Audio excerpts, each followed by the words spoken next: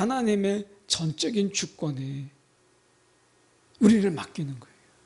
한나의 삶 속에서, 그의 노래 속에서 여호와는 가난하게도 하시고 부하게도 하시며, 내가 가난하게 돼 있다고 내가 원망하고 불평하고 막 부하게 되었다고 막 자만하고 교만하지 아니하고, 하나님은 언제든지 낮추었다가도 다시 높이실 수 있는 분이시요, 높이셨다가도 낮추실 수 있는 분이시기 때문에 우리가 하나님이 낮추실 때 겸손하고 하나님을 바라보고, 우리가 정말 주님을 의지하고, 하나님이 부하게 하실 때 가난한 자를 돌보고 좀 더 우리가 흘려보낼 때를 찾는 이런 지혜가 필요한 거예요. 하나님이 어디에 처하든지 간에 우리가 하나님의 시선으로, 하나님의 시각으로 살아가는 것이 중요하죠. 시편 75편 4절에서 7절까지 말씀, 구약성경으로 보실 분들은 구약성경 856쪽의 말씀입니다. 시편 75편 4절에서 7절까지 말씀 제가 봉독해 올립니다. 내가 오만한 자들에게 오만하게 행하지 말라 하며 악인들에게 뿔을 들지 말라 하였노니, 너희 뿔을 높이 들지 말며 교만한 목으로 말하지 말지어다.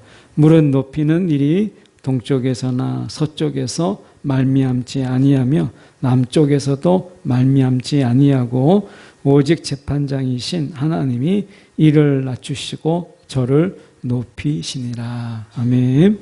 오늘 이 말씀 가지고 낮추시고 높이는 자를 경배하라, 낮추시고 높이는 자를 경배하라 라는 제목으로 함께 말씀 나누도록 하겠습니다. 오늘 이 말씀 속에서 이 뿔이라는 이 단어가 나오죠. 4절에 우리가 보면 악인들에게 뿔을 들지 말라 하였노니, 너희 뿔을 높이 들지 말며, 이렇게 되어 있습니다. 이 뿔이라는 이 단어가 우리가 어떻게 쓰이느냐에 따라서 우리가 정반대의 의미를 가져요. 오늘 본문에서는 우리가 이 뿔을 가진 동물들을 보면 우리가 알 수 있습니다. 이 뿔을 이렇게 높이 드는, 쳐드는 이런 동물들의 행동은 그의 의지 또는 능력, 힘을 표현하는 것이죠. 내가 이 정도의 힘이 있다, 내가 이 정도의 의지가 있다, 나는 이런 능력이 있어 라고 하는 것을 과시하는 거죠. 그런 의미에서 여기에서 보면 악인들에게 뿔을 들지 말라. 이 악인들이 뿔을 드는 것은 하나님께 대한 인간의 이런 반역 행위를 상징하는 것이에요. 그래서 하나님께 대하여 이 거만하고 오만한 이 뿔을 이 악인들이 높이 드는 거예요. 이것은 하나님에 대한 반역이죠. 어떻게 보면 경배의 대상이신 하나님 앞에 그들이 자신들의 힘을 과시하고 하나님을 위협하며 하나님께 대해서 그들이 대드는 것이죠.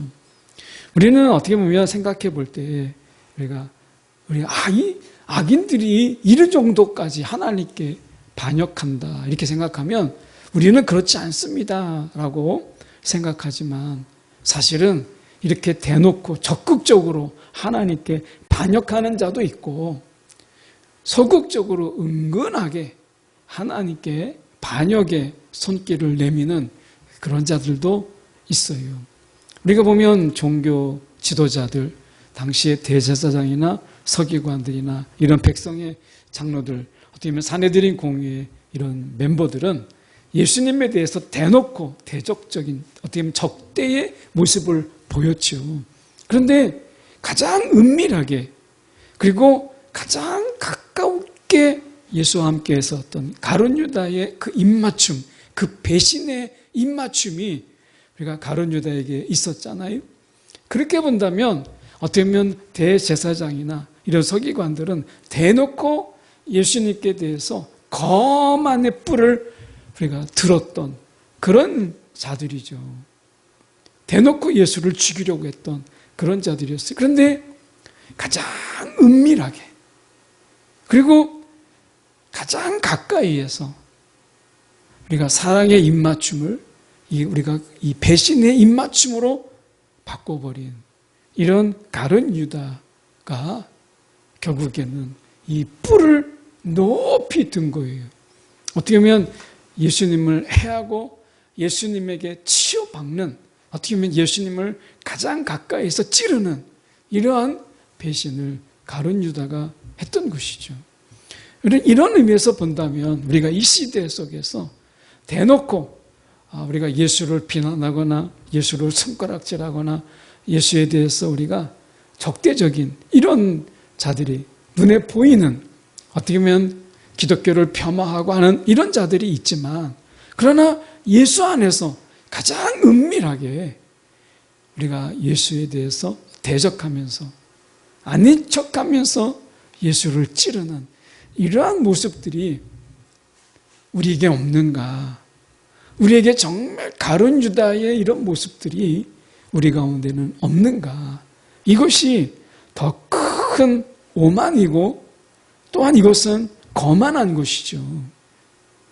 그런 의미에서 본다면 우리가 이 탕자의 비유 속에서 우리가 보면 이 아버지에게 있어서 둘째 아들은 대놓고 유산을 달라 했던 그런 자였지만, 큰아들, 그 아버지가 생각지도 않았던 이 큰아들은 그 아버지에 대해서 은근히 이 아버지에 대한 반역과 이 아버지에 대한 불순종의 마음, 앞에서는 순종하는 것 같았지만 결국에는 불순종의 마음이 가득히 품고 있었던, 불평과 불만을 품고 있었던 큰아들, 그는 내부의 탕자였고 이 둘째 아들은 외부로 뛰쳐나간 외부의 탕자였죠. 어떻게 보면 우리가 성경 속에서 큰아들에 대한 조명이 우리가 볼 때 내부에 있는 탕자, 이게 가룟 유다였고 이게 큰아들이었다라고 말씀합니다. 오만한 자는 항상 예수 밖에, 우리가 세상 속에 있는 것처럼 보이지만, 그러나 우리가 하나님의 말씀을 듣는 척하지만 결국에는 내 뜻대로 하는, 하나님 말씀을 듣고 아멘 하지만 실제로 삶은 내 뜻과 내 마음대로 살아가는 이러한, 어떻게 보면 은근한 뿔, 은근히 뿔을 쳐드는 결정적인 순간에는 말씀이 아니라 결국에는 결정적인 순간에는 내가 하나님의 뜻이 아니라 내 뜻을 높이 드는 이러한 거만한 자, 오만한 자가 내부에 있는 거죠.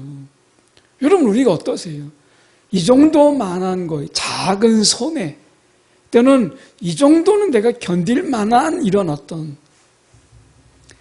핍박 또는 손해보는 것, 이거는 내가 감내할 수 있는데 아주 결정적인, 이거는 안 돼 라고 하는 이 부분 속에서 뿔을 높이 쳐들고, 하나님 터치하지 마세요, 하나님 간섭하지 마세요, 하나님 더 이상 나에게 이래라 저래라 하지 마세요 하는 순간적인, 바로 결정적인 순간에 뿔을 높이 드는 그런 우리의 모습들이 있지 아니한가.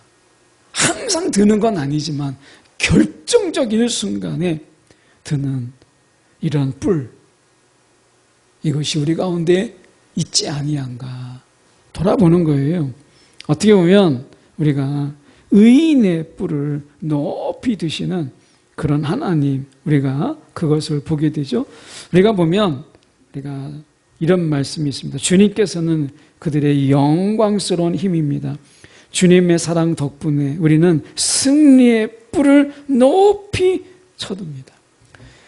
이 하나님께서 높이시는 뿔이 있어요. 의인의 뿔이죠. 그래서 이 승리의, 주님의 사랑으로 말미암아 우리 가운데 이 승리의 뿔을 높이, 주님의 사랑으로 우리의 뿔을 높이시는 분이 주님이세요.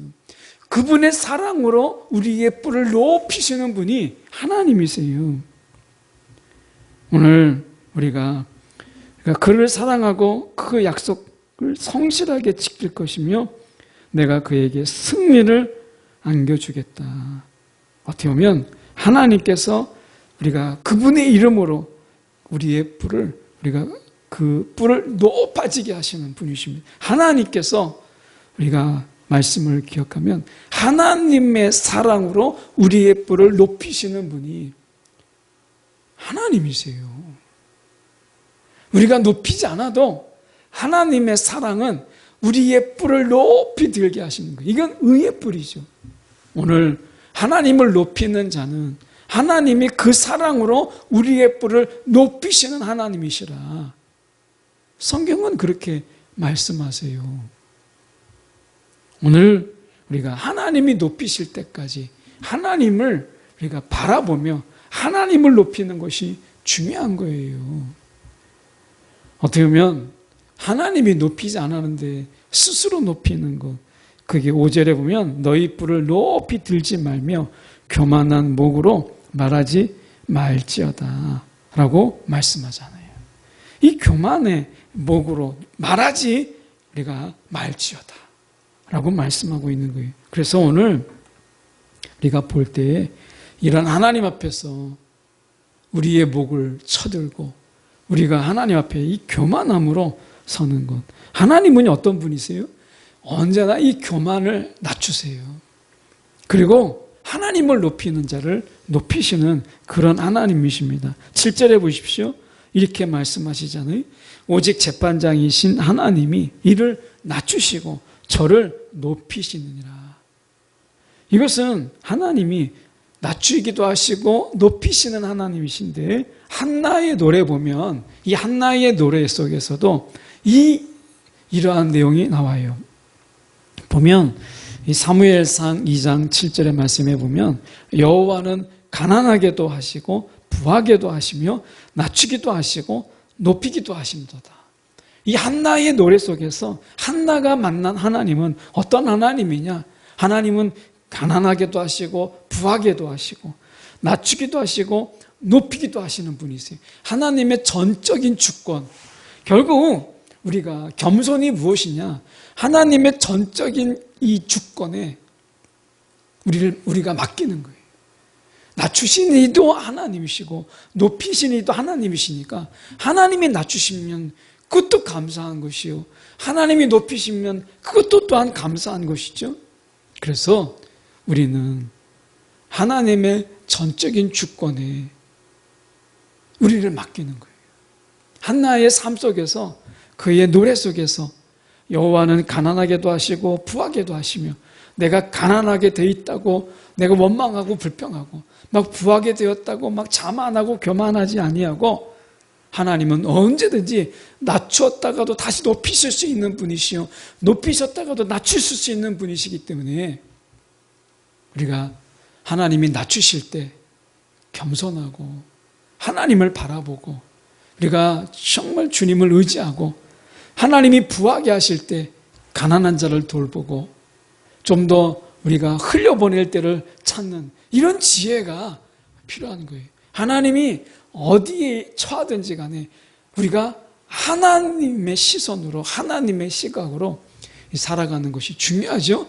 하나님의 뜻이 있어서 나를 가난하게 하신 거예요. 우리가 그 가난함에 처함으로 인해서 가난한 자를 얻게 하기 위해서 우리가 부하게 하신 것은 또한 부한 자들을 하나님께서 얻게 하시기 위해서 오늘 우리가 어디에 처하든지 간에 우리가 하나님의 뜻을 구하고 하나님의 그 주권 가운데 하나님의 분명한 이유가 있으니까 우리가 그 가운데 있지 않겠어요?